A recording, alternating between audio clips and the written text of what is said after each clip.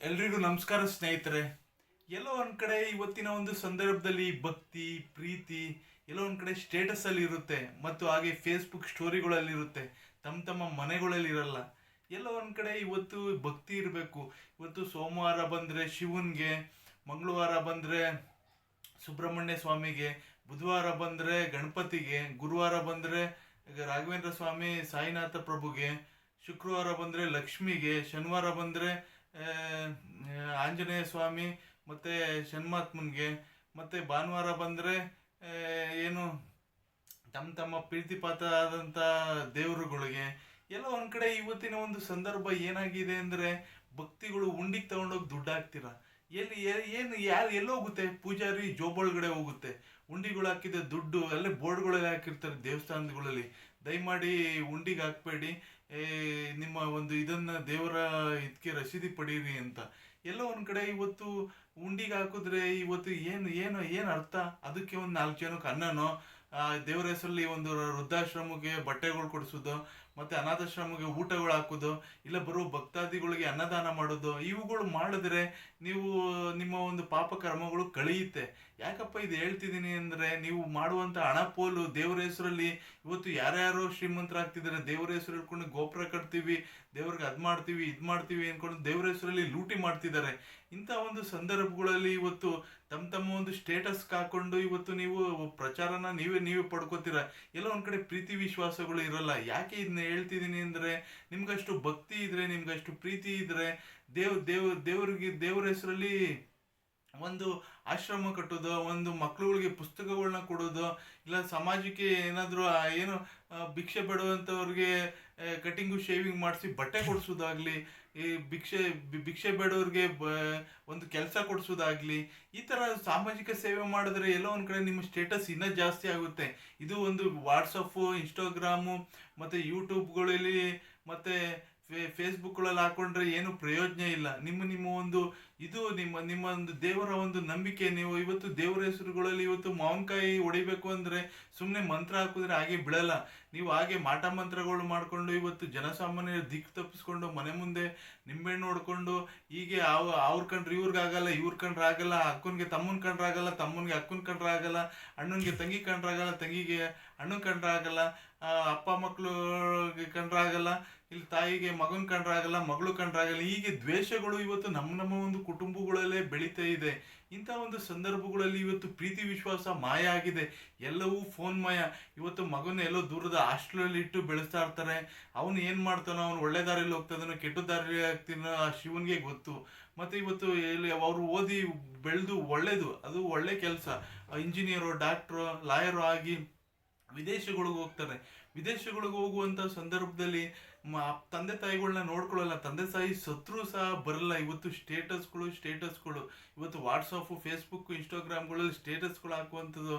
ಮಕ್ಕಳುಗಳ ಇವತ್ತು ಸತ್ರು ಸಹ ಇವತ್ತು ಸ್ಟೇಟಸ್ಗಳು ಹಾಕ್ತಾರೆ. ಇಂಥ ಒಂದು ಸಂದರ್ಭದಲ್ಲಿ ಎಲ್ಲೋ ಒಂದ್ ಕಡೆ ಸಮಾಜ ಬದಲಾವಣೆ ಆಗಬೇಕು, ಸಮಾಜದ ನಾಗರಿಕರು ಬದಲಾವಣೆ ಆಗಬೇಕು, ತಿಳುವಳಿಕೆ ಆಗಬೇಕು. ಎಲ್ಲೋ ಒಂದ್ ಕಡೆ ನನ್ನ ಒಂದು ವಿಡಿಯೋ ಉದ್ದೇಶ ಇಷ್ಟೇ. ಪ್ರತಿಯೊಬ್ಬರಿಗೂ ಮನವರಿಕೆ ಆಗಬೇಕು.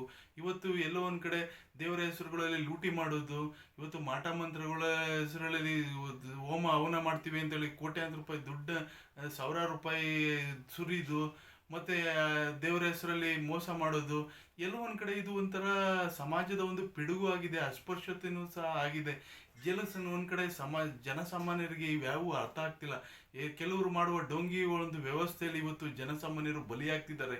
ನೀವೆಲ್ಲೋ ಒಂದ್ ಕಡೆ ಸ್ಟೇಟಸ್ಗಳನ್ನ ಹಾಕ್ಲಿ, ಏನಾಗ್ಲಿ, ನಿಮ್ಮ ಒಂದು ಎಲ್ಲೋ ಒಂದ್ ಕಡೆ ದೇವ್ರ ಮೇಲೆ ನಂಬಿಕೆ ಇಟ್ಕೊಂಡು ದೇವರ ಹೆಸರಲ್ಲಿ ಒಳ್ಳೊಳ್ಳೆ ಕೆಲಸಗಳು ಮಾಡ್ತಾ ಬನ್ನಿ.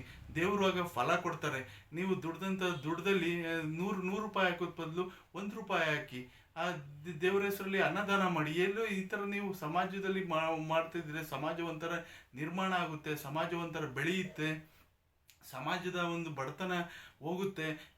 ನೀವು ಒಂಥರ ಈ ಒಂದು ಸ್ಟೇಟಸ್ಗಳು ಹಾಕಿ ಇಂಟರ್ನೆಟ್ಗೆ ಎಷ್ಟು ಕೊಡ್ತೀರಾ? ಸಾವಿರಾರು ರೂಪಾಯಿ ದುಡ್ಡು ಕೊಟ್ಟು ಇಂಟರ್ನೆಟ್ ರೀಚಾರ್ಜ್ ಮಾಡಿಸ್ತೀರಿ. ಇವತ್ತು ಐಡಿಯಾ ಆಗಲಿ, ಏರ್ಟೆಲ್ ಆಗಲಿ, ವಡಾಫೋನ್ ಆಗಲಿ, ಮತ್ತು ಯಾವುದೇ ಒಂದು ಕಂಪ್ನಿನ ನೀವು ಒಂದು ಸಿಮ್ ತೊಗೊಂಡ್ರು ಅದಕ್ಕೆ ಸಾವಿರಾರು ರೂಪಾಯಿ ಕೊಟ್ಟರು ಇವತ್ತು ಇಂಟರ್ನೆಟ್ ತೊಗೋತೀರಾ. ಇಂಟರ್ನೆಟ್ಟು ದುಂದು ಪೋಲಾಗಬಾರ್ದು.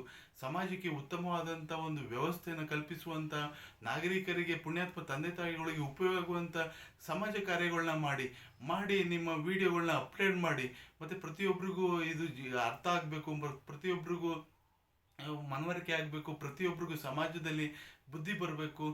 ಇವತ್ತೇನು ಅನಕ್ಷರಸ್ಥರಿದ್ದಾರೆ ಅವರೆಲ್ಲ ಇವತ್ತು ಸಮಾಜದ ತಲೆ ಎತ್ತಿ ನಿಂತ್ಕೋಬೇಕು. ಇವತ್ತು ಎಲ್ಲ ಸಮಾಜ ಬದಲಾವಣೆ ಆಗಬೇಕು. ಬರೀ ಸ್ಟೇಟಸ್ಗಳು, ನಿಮ್ಮ ಭಕ್ತಿ ಪ್ರೀತಿ ಬರೀ ಸ್ಟೇಟಸಲ್ಲಿ ಇರೋದು ನನಗೆ ಬೇಕಾಗಿಲ್ಲ. ಮನೆಯವ್ರ ಜೊತೆ ಪ್ರೀತಿ ವಿಶ್ವಾಸದಿಂದ ಕಳೀರಿ. ಮನೆಯವ್ರ ಜೊತೆ ನಮ್ಮನ್ನ ಚೆನ್ನಾಗಿ ಬಾಳಿ, ಮನೆಯವ್ರನ್ನ ಚೆನ್ನಾಗಿ ನೋಡ್ಕೊಳ್ಳಿ. ಅವ್ರಿಗೆ ಹಬ್ಬ ಹರಿದಿನಗಳು ಬಟ್ಟೆಗಳು ಕೊಡಿಸಿ, ಅವ್ರಿಗೆ ಏನು ಒಳ್ಳೊಳ್ಳೆ ಊಟಗಳನ್ನ ಕೊಡಿಸಿ ಅವ್ರನ್ನ ಸುಖವಾಗಿ ಇಟ್ಕೊಳ್ಳಿ.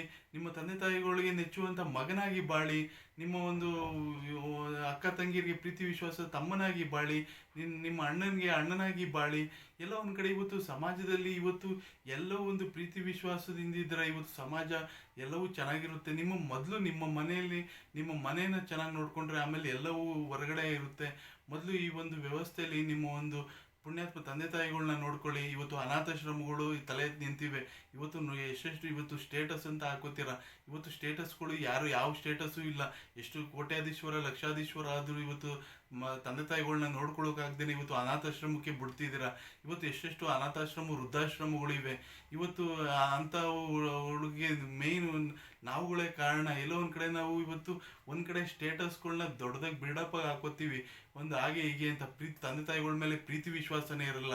ಅವ್ರನ್ನ ತಗೊಂಡೋಗಿ ವೃದ್ಧಾಶ್ರಮಕ್ಕೆ ಅನಾಥಾಶ್ರಮಕ್ಕೆ ಬಿಟ್ಬಿಟ್ಟು ಅವರು ಸತ್ತಂಥ ಸಂದರ್ಭದಲ್ಲಿ ಹೋಗಿ ನೋಡಿಕೊಂಡು ಅವರು ಆ ಸಂದರ್ಭದಲ್ಲಿ ತಂದು ಮಣ್ಣು ಮಾಡಿದ್ರೆ ಏನು ಉಪಯೋಗ?